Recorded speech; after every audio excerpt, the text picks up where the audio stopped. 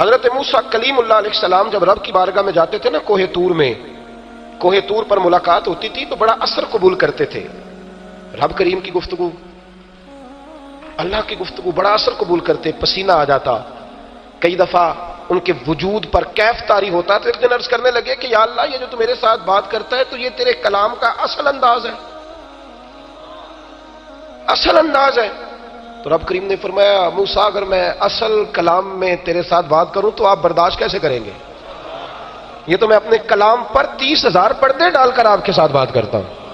یہی بہتر ہے کہ پردوں میں وہ پردہ پوش رہے، وہ اگر پردے اٹھا دے تو کسے ہوش رہے. کہا ابھی تو 30,000 پردے ہیں کلام پر، پھر بات ہوتی ہے. رب کریم نے فرمایا لو انزلنا ھذا القرآن علی جبل لرأیتہ خاشعا متصدعا من خشیۃ اللہ. قرآن سنتے ہو تو کبھی قرآن مجید کے مفاہیم پر بھی غور کیا کریں. فرمایا یہ قرآن اگر ہم پہاڑوں پر نازل کرتے تو یہ اللہ کے خوف سے ریزہ ریزہ ہو جاتے.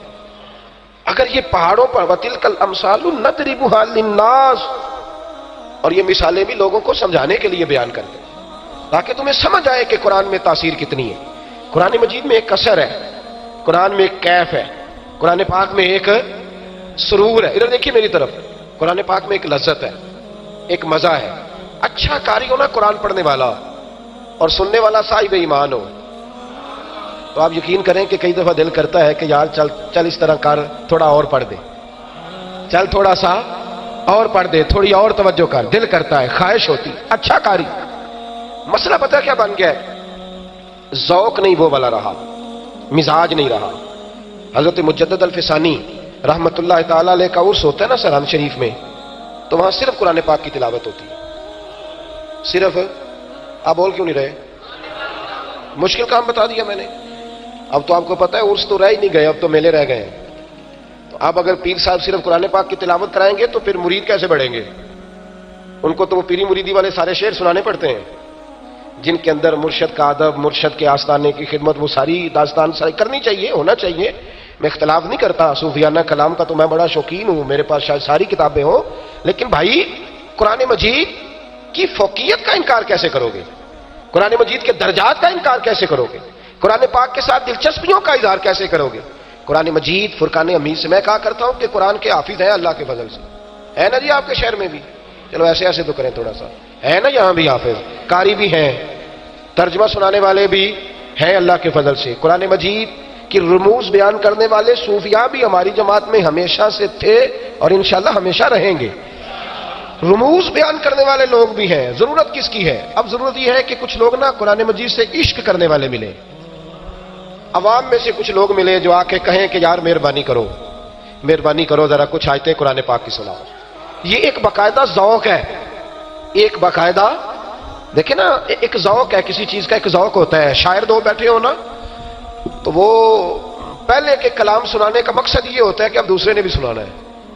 ان کو شعر و شاعری سے دلچسپی ہے وہ سمجھ لیں. بلکہ بزرگوں نے لکھا ہے، جو شعراء میں بزرگ نے لکھا ہے کہ کراچی ساحل سمندر پہ ایک شاعر آگے دوڑ رہا تھا تو ایک پیچھے دوڑ رہا تھا. اگلے والا تو نکل گیا تو پچھلے والے کو ایک صاحب نے روک لیا. اس نے کہا کیا مسئلہ، کیوں دوڑ رہے ہو؟ تو کہنے لگا وہ اپنی غزل سنا گیا، میری نہیں سن رہا، اس لیے دوڑ رہا ہوں کہ مہربانی کر میری بھی تو سننا. اسے پکڑ رہا ہوں. ایک ذوق ہوتا ہے نا جی. آپ یہ مطلب جو چارہ کاٹنے والے لوگ ہیں بھینسوں والے، ان سے آپ پوچھ لیں، ان کے پاس آپ دو اگر برابر میں مل جائے تو ایک دوسرے کو نسخے بتاتے کہ نہیں بتاتے؟ یہ مزاج ہے. مطلب جو آدمی گاڑی رکھنے کا شوقین ہے اس کی طبیعت ہوتی ہے. تو جب کسی کو قرآن پاک سے محبت ہوتی ہے، امام راضی کہتے ہیں صحابہ جب بھی آپس میں ملتے تھے سورہ اثر کی تلاوت کرتے، جب بھی آپس میں ملتے تھے سورہ اثر کی تلاوت کرتے. حضرت انس بن مالک رضی اللہ تعالیٰ عنہ فرماتے ہیں میں مسجد نبوی سے نکلا، مجھے یہ بات کیا لینے دیں کہ میری طرح کے لوگ جو دین سے وابستہ ہیں وہ بھی اب ایک دوسرے سے ملتے ہیں تو اللہ تعالیٰ خیر کرے ایک دوسرے کی جماعتوں پر ہی بحث کرتے ہیں. وہ جماعت کچھ نہیں کر رہی تو وہ جماعت. پرانے بزرگ ایک دوسرے سے ملتے تھے تو کہتے تھے کل فلاں آیت کا نیا معنی میری سمجھ میں آیا ہے. یار وہ فلاں تفسیر دیکھی ہے میں نے. ہمارے استاد گرامی صبح جب کلاس میں آتے تھے نا اکثر ان کے ہاتھ میں شفا شریف ہوتی تھی. کہتے تھے یار رات ایک بات پڑھی ہے مزہ ہی آ گیا. ذرا دیکھو تو صحیح کیا شاندار لکھا ہے بزرگوں نے. اب اس سے ترویج ہوتی تھی، طبیعت میں اشاعت ہوتی تھی چیزوں کی، مزاج نہیں. حضرت انس بن مالک رضی اللہ تعالیٰ عنہ فرماتے ہیں کہ میں مسجد نبوی سے باہر آیا تو ایک صحابی نا اپنا مکان بنا رہے تھے، دیواریں بلند کر لی تھی، چھت کے قریب پہنچے ہوئے تھے. میں مسجد سے نکل کے آ رہا تھا تو وہ نا رستے میں مجھے مل گئے، سلام کے بعد کہنے لگے انس مسجد سے آ رہے ہو؟ اپنا کام کر رہے ہیں، میں بھی گزرتا ہوں نا، لوگ کام کر رہے ہوتے ہیں، وہ بھی گزرے، چونکہ شوق تھا قرآن پاک کا، ایک دوسرے کے ساتھ قرآن مجید کی بات کرنے کا شوق تھا۔ فرماتے ہیں کہ میں ان کے قریب سے گزرا تو دیوار بنا رہے تھے، تو فرمانے لگے انس مسجد نبوی شریف سے آئے ہو؟ ہاں وہاں سے آیا ہوں۔ کہا کوئی نئی آیت تو نہیں آئی حضور پہ؟ کوئی نئی آیت تو نہیں آئی؟ میری ملت کے جوانوں، یہاں تو نئے ماڈل کا موبائل آئے تو شارٹ ہو جاتا ہے۔ اب یہ شوق ہے نا ہمارا، ہم اگر اس طرف شوق لائیں، میں اپنی غلطی پہلے قبول کر چکا ہوں کہ ہم یہ شوق پیدا نہیں کر سکے، شوق پیدا کرنے والوں نے بھی کمزوری دکھائی ہے، یہ ہم نے بھی بڑی کمزوری دکھائی ہے، یہ مزاج ہم بنا نہیں سکے۔ ہم نے دیکھا کہ قوم کی ضرورت ہے کہ وہ دیکھ رہی ہے فلاں نعت خواں کے نام پہ لوگ جمع ہو جائیں گے، تو ہم نے اس کو بلا لیا۔ ہم بھی یہ ذوق نہیں پیدا کر سکے۔ کہاں گئے وہ شبینے جو ساری ساری رات لوگ کھڑے رہا کرتے تھے اور ساری ساری رات لوگ سنا کرتے تھے؟ میں کراچی گیا تھا، علامہ نورانی رحمۃ اللہ علیہ کے مزار پر ایک شخص کو کھڑے ہو کے روتے دیکھا، تو میں نے ان سے کہا کہ اللہ تعالیٰ فضل کرے، میں بھی بڑا رلایا اس شخص نے مجھے۔ تو میں نے کہا بات کیا ہے؟ کہنے لگے جب سے، اب میرا یہ خیال تھا کہ قائد اہل سنت تھے، ان کے جانے سے بڑے مسائل بنے، پتہ نہیں یہ کس دکھ میں رو رہا ہے۔ تو کہنے لگے نہیں یار، وہ ساری باتیں اپنی جگہ پہ، جب سے یہ شخص گیا ہے نا، میرا تو قرآن کا مزہ ہی چلا گیا ہے۔ جو یہ لطف دیتا تھا پہلے تراویح پڑھانا، پھر ذوق بننا، آخری عمر تک کہنا چلو یار یہ سپارہ دوبارہ پڑھتے ہیں، 2 نفلوں میں، 4 نفلوں میں، 8 نفلوں میں، یہ ذوق ہوتا تھا۔ پتہ نہیں میں آپ کو بات بھی سمجھا پا رہا ہوں کہ نہیں سمجھا پا رہا، لیکن غور کریں کیا عرض کر رہا ہوں۔ حضرت انس بن مالک فرماتے ہیں میں مسجد نبوی شریف سے نکلا، وہ صحابی مکان بنا رہے تھے، پوچھنے لگے کوئی نئی آیت آئی ہے؟ تو میں نے کہا آئی ہے، ابھی سن کے آیا ہوں۔ کہا سنائیے؟ کہا ابھی آیت آئی ہے، حضور نے ہمیں ابھی سنائی ہے، اقترب للناس حسابهم وهم فی غفلۃ معرضون۔ رب فرماتا ہے لوگوں کے حساب کا وقت قریب آ گیا ہے، ابھی بھی غافل ہیں۔ اقترب للناس حساب کا وقت، جس کی عمر 60 سال ہے اس کی تو 30 سال گزر گئی، تو باقی تو آدھی رہ گئی۔ نبی پاک صلی اللہ تعالیٰ علیہ وسلم کی نا ایک صحابی سے کچھ دنوں کے بعد ملاقات ہوئی، اس نے حضور کا چہرہ دیکھا، یا رسول اللہ صلی اللہ علیہ وسلم کچھ میں کمزوری دیکھ رہا ہوں چہرہ نور پر۔ تو محبوب فرمانے لگے میں نے 3-4 دنوں سے کھایا کچھ نہیں۔ حضور کا نا فقر مجبوری نہیں، ایک وقت روٹی کھانا اور ایک وقت فاقہ کرنا یہ مجبوری نہیں، یہ نبی پاک کی پسند ہے، یہ حضور کی چاہت ہے، تھوڑے پہ گزارا نبی پاک کی چاہت ہے، فقر اختیاری ہے حضور کا۔ تو صحابی نے عرض کی یا رسول اللہ میں کچھ بظاہر کمزوری دیکھتا ہوں۔ تو محبوب فرمانے لگے میں نے 3-4 دن سے کھایا کچھ نہیں، کھجور پانی پہ گزارا ہے۔ کبھی کبھی صرف میٹھا کھانا سنت نہیں، فاقہ کرنا بھی سنت ہے، نیرا مسواک کرنا سنت نہیں، دین کے لیے روڑے کھانا بھی سنت ہے، باقی سنتیں بھی ادا کرنی چاہیے، جو آسان ہے ان کو قبول کر لینا، باقی سے دوڑ جانا۔ آپ غور فرمائیں بھائی، وہ صحابی کہتے ہیں کہ کھجور پانی پہ گزارا، میں دوڑا گیا، گھر والی سے پوچھا گھر میں کچھ ہے؟ اس نے کہا نہیں۔ 3-4 جو اپنے اور متعلقہ گھر سے پوچھا کچھ ہے؟ نہیں۔ فرماتے میں آرام سے نہیں بیٹھا، جب عشق سکھاتا ہے آداب خود آگاہی۔ کہتے ہیں میں ایک یہودی کے باغ میں گیا، میں نے کہا مزدوری ملے گی؟ کہنے لگا ہے صحیح پر مشکل ہے، کنواں چلا کے، وہ کنواں ہوتا تھا نا جس کے گرد بیل گھومتا تھا، کنواں چلا کے پانی نکالنا ہے، اور ایک روایت یوں ہے کہ ڈول نکالنے کنویں سے پانی کے، ایک ڈول نکالو گے ایک کھجور ملے گی۔ کہتے میں نے اپنی جھولی اپنا کپڑا بچھا لیا، گرمی سخت تھی، پانی نیچے تھا زیادہ، ایک ڈول نکالتا ایک کھجور ملتی۔ فرماتے ہیں جب میری وہ جھولی کھجوروں سے بھر گئی اور میرا ہاتھ چھالوں سے بھر گیا، میں نے وہ اٹھا کے کندھے پہ رکھی، جا کے حضور کی بارگاہ میں پیش کی، ایک کھجور اٹھا کے حضور نے منہ میں رکھی تو آنکھوں میں آنسو آ گئے۔ فرمایا اتنی محنت کی یار تو نے، کس شے نے تجھے مجبور کیا یہ کرنے کے لیے؟ کس شے نے؟ تو عرض کرنے لگے حضور آپ کی محبت نے مجبور کیا۔ یہ محبت ہے جو ہماری مجبوری بن گئی، محبت والا انداز اختیار کریں، پیار والے بن جائیں۔ یہ جو ہماری طبیعتیں سخت ہیں، لہجے سخت ہیں، ہمیں نا صرف لوگوں کی کمیاں ہی نظر آتی ہیں، غلطیاں، حالانکہ دوسروں کی غلطیوں کا تو شک ہوتا ہے، اپنا تو پاک ہوتا ہے۔ شک والی چیزوں پر بڑی توجہ ہے، اور جن کا پاک ہے اس کی استغفار کی فکر ہی نہیں۔ آپ اپنی چیزوں پر غور کریں، اب سارا وقت لوگوں کو نہ دیں، اپنے آپ کو ٹائم دیں، اپنے اوپر تھوڑی محنت کریں گے تو بڑی ساری چیزیں ٹھیک ہو جائیں گی۔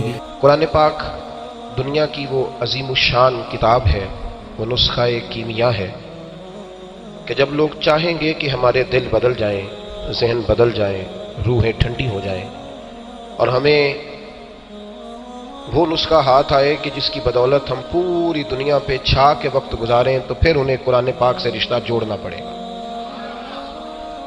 جب انسان بہت زیادہ تھک جاتا ہے نا زندگی کی دوڑ میں، اور کئی دفعہ وہ بہت ساری چیزوں سے اکتا جاتا ہے، کروڑوں اربوں روپیہ اس کے پاس ہوتا ہے، تو وہ پلٹ کر کسی درویش کے قدموں میں آ کے بیٹھتا ہے کہ بس ہو گئی ہے، اب کوئی ایسا وظیفہ پڑھیں کہ میرے دل سے دنیا نکل جائے اور دین آ جائے، کوئی ایسا جملہ بولیں، کوئی ایسی نصیحت کریں۔ تو ہر آدمی، ہر شخص اپنے علم اور اپنے عمل کی تاثیر کے ساتھ بات کرتا ہے، اور بہت سارے لوگ ایسے ہوتے ہیں کہ جن کی زبان سے نکلے ہوئے جملے واقعی تاثیر کا کام کرتے ہیں اور دل بدل جاتے ہیں۔ تو جب ایک عام آدمی کی گفتگو کا یہ حال ہے تو بتلائیے پھر رب کریم کے کلام کا کیا حال ہوگا۔ جب انسان اس کی تاثیر پر توجہ کرتا ہے نا، قرآن پاک کی تاثیر پر، شرط یہ ہے کہ دل لگا ہوا ہو قرآن پاک کے ساتھ۔ میں اکثر دوستوں سے یہ کہتا ہوں کہ ہمارے لوگ حضرت میاں محمد بخش صاحب رحمۃ اللہ علیہ کے شعروں پہ رو پڑتے ہیں کیونکہ انہیں سمجھ آ رہی ہوتی ہے۔ اگر ہم نے قرآن مجید سمجھایا ہوتا، اگر قوم کو اس طرف لگایا ہوتا، سمجھایا ہوتا، یہ شکوہ کر کے گزرنا تو آسان ہے کہ لوگ توجہ نہیں کرتے، لیکن کبھی کبھی مجھے اپنے آپ پہ بڑا شکوہ آتا ہے کہ ہم یہ کام کرتے بھی تو بڑا کام ہے نا، ہمارا مزاج بھی تو تھوڑا الگ ہے نا۔ مطلب جس جگہ آرٹسٹوں کو، آرٹسٹ نعت خانوں کو پروموٹ کیا جا رہا ہوتا ہے تو وہاں بھی تو کسی کی صدارت ہوتی ہے نا، وہاں بھی تو کسی کا خصوصی خطاب ہوتا ہے نا، وہاں بھی تو کچھ ایسے لوگ ہوتے ہیں نا جو صاحب جبہ و دستار کہلاتے ہیں۔ ایسا تو نہیں کہ خود بخود سارے لوگ پروان چڑھ گئے ہیں، کچھ تو ہے نا جس کی پردہ داری ہے۔ بھائی قرآن مجید کی تاثیر اتنی شاندار ہے کہ مولا علی شیر خدا کرم اللہ تعالی، بیٹھ جائیں بھائی، بیٹھ جائیں، آپ بیٹھے نیچے۔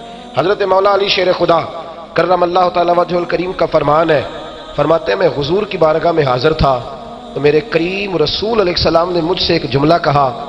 آپ فرماتے ہیں بات کوئی اور تھی، وقت کوئی اور تھا، پر حضور نے جب وہ فکرہ کہا تو میرا ذہن بھی کہیں اور چلا گیا۔ نبی کریم نے فرمایا علی ہر چیز پرانی ہو سکتی ہے پر میرا قرآن کبھی پرانا نہیں ہوگا۔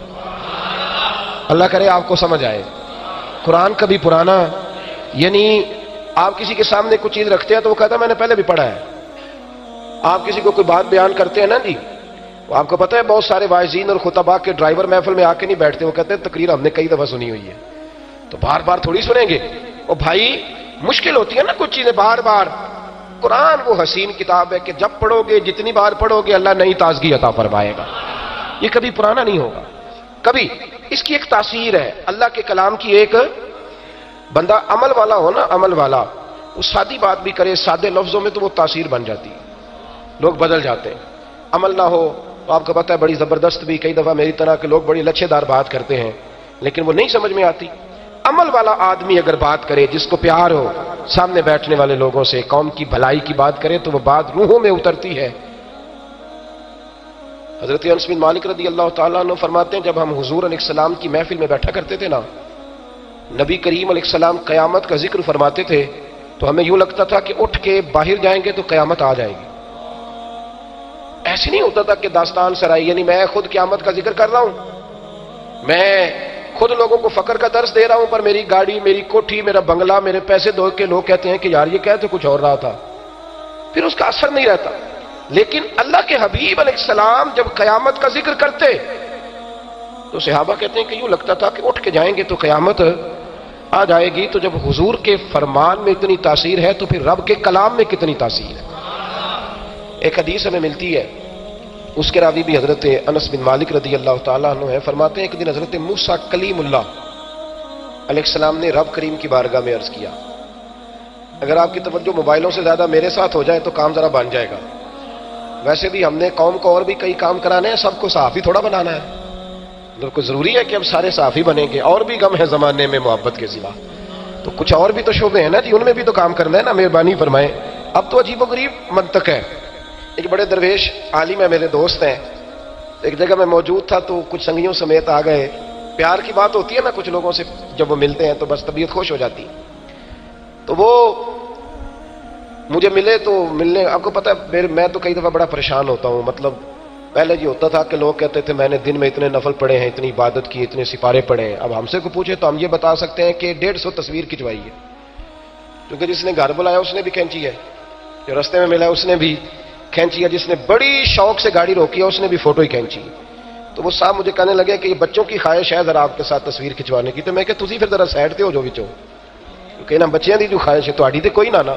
تو اتنا ضروری نہیں یار, مطلب ایسے بھی یہ مطلب ضرورت کے لیے اس کا فتویٰ تھا, ورنہ جو محتاط علماء ہیں وہ تو پسند ہی نہیں کرتے سرے سے. میری طرح کے لوگ ہیں جو بس ٹھیک ہے سب کچھ ہو رہا ہے, ورنہ مشائخ تو قائل ہی نہیں ہے اس کے. اللہ تعالیٰ سمجھنے کی توفیق عطا فرمائے.